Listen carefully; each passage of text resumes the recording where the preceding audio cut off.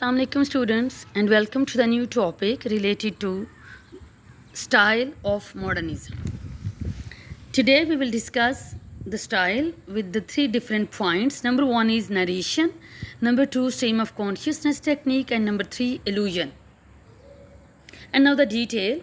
First point is narration. Modernism sought to accurately portray the world not as it is but as human beings actually experience it. This literature especially relies on advances in narrative technique because narration is an essential way to convey the perceived or experienced world. With the help of storytelling, with the help of the narrator, the modernist literature presents the experienced or perceived world.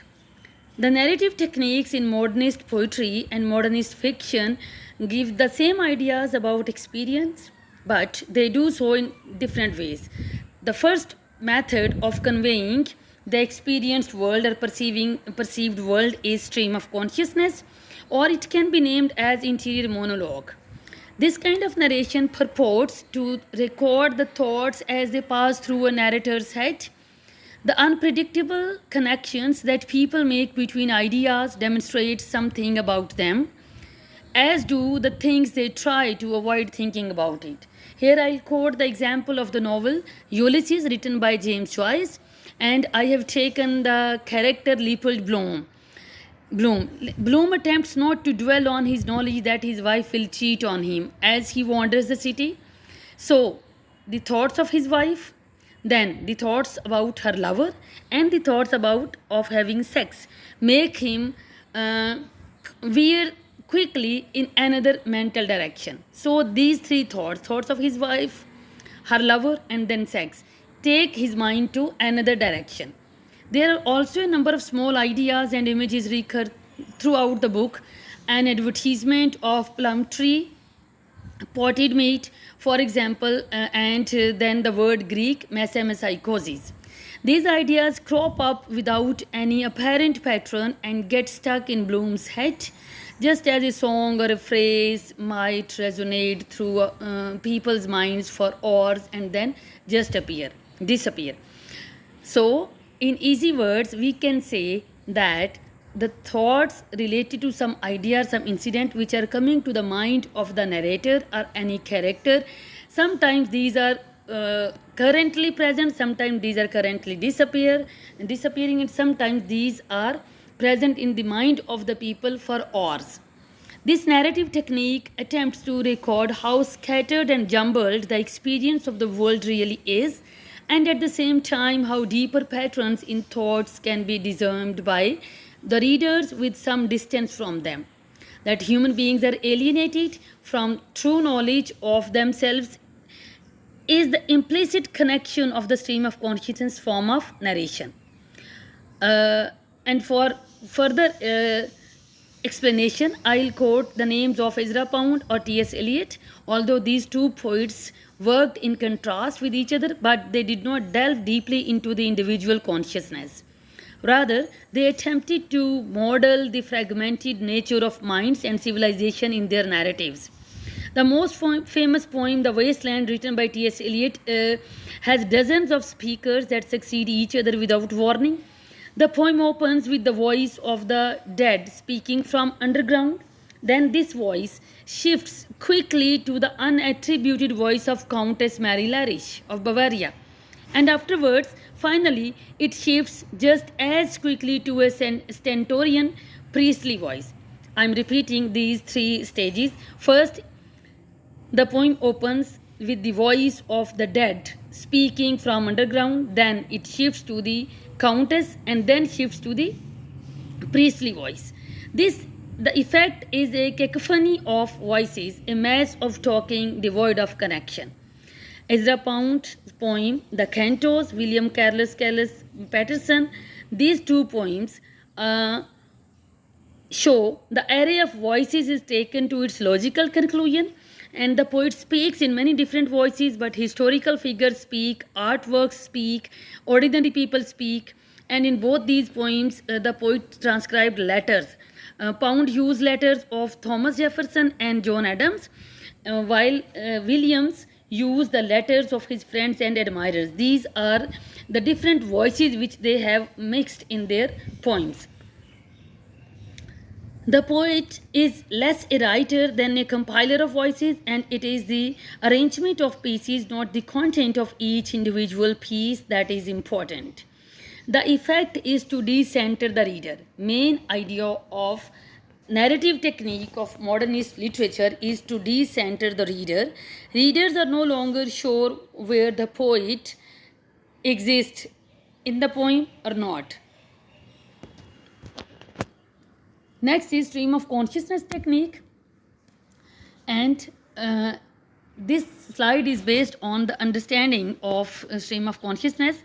It is a person's thoughts and conscious reactions of events perceived as a continuous flow.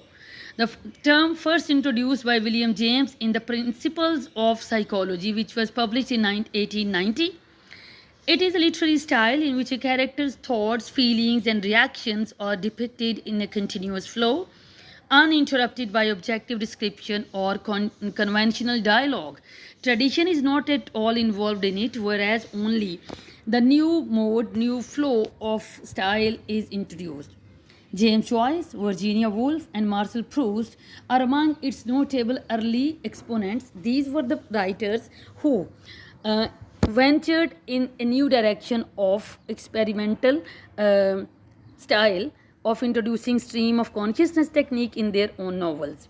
So, as in the first point, we said that the continuous flow of ideas, thoughts, and feelings forming the content of an individual's consciousness is called stream of consciousness technique. So, I'm repeating, the term was originated by William James, and it is a literary technique that reveals the flow of thoughts and feelings of characters through long passages of soliloquy. Soliloquy, self-talking. The person is talking, only one person is talking to himself. And in many different poems, in many different plays and dramas, this technique is used. For example, you may quote the example of Shakespeare or Shakespearean plays where he has used soliloquy, and the main character or any other character is indulged in self-talking, and the audience are not at all aware what he was talking. The most famous example of stream of consciousness in writing is Ulysses, which was written by James Joyce, and it takes place over the course of a single day, and it is the best example of stream of consciousness technique. We can also write down or exemplify the name of the stories or novels written by Virginia Woolf. For example, The Duchess and the Jeweler is also based on stream of consciousness technique written by Virginia Woolf. Our last point is, so far as style is concerned, that is allusion. An allusion is a brief reference to a person, place, idea, thing, or language that is not actually present. Because of modernist theories about the omnipresence of the past, allusions are difficult to avoid in modernist literature. James Joyce, T.S. Eliot, and Ezra Pound, the three authors generally acknowledged as the leaders of the modernist movement in English. These three people included allusions as perhaps a central formal device in their writing. James Joyce, T.S. Eliot, and Ezra Pound included allusion as perhaps the central formal device in their writing.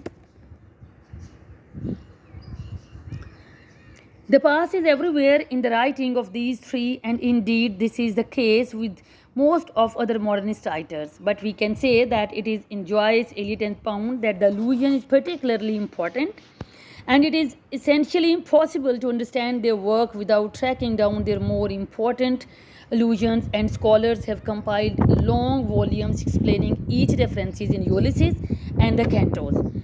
Some of their allusions are quite clear. For instance, in Canto 4, Pound includes the lines, "Palace in smoky light, Troy but a heap of smouldering boundary stones." Most readers would be able to identify these lines as a reference to Homer's Iliad, which tells the story of the end of the Trojan War. Homer, who was a Greek writer, but not all of Pound's allusions are so clear. Canto 8 begins, "These fragments you have shelved shed." The allusion is to Eliot's famous line, "These fragments I have showed around against my ruins." which was written at the end of his poem The Wasteland. Eliot's line is well known, but only those who have studied poetry would know it. And all other people who don't have any interest in poetry, they will not be able to understand this particular illusion.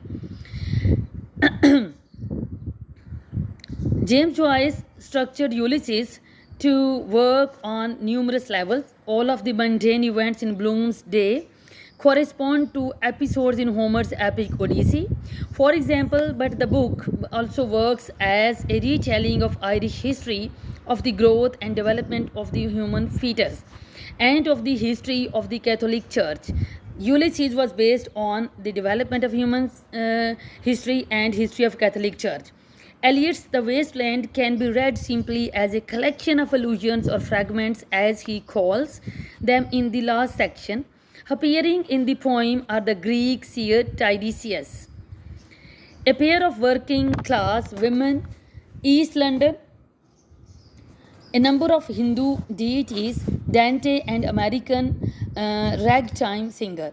These references are not explained, they just appear, and the reader must make what sense of it he or she can. In the critical evaluation of modernism that took place during the 1990s, one of the central questions was whether one must understand all of the illusions in order genuinely to appreciate the work. So we can conclude our lecture over here that without illusions, modernist literature or modernist narration is unable to be completed, or we can say that it will convey incomplete meaning to the readers if illusions are not there. So T.S. Eliot, Ezra Pound, James Joyce, Virginia Woolf, especially James Joyce, Eliot and Pound, referenced many historical characters by name or by their letters or by their any movement or by their any action in their poems, just to make, or in their novels, just to make their fiction stronger. So this was all about the style of modernist literature. Thank you very much.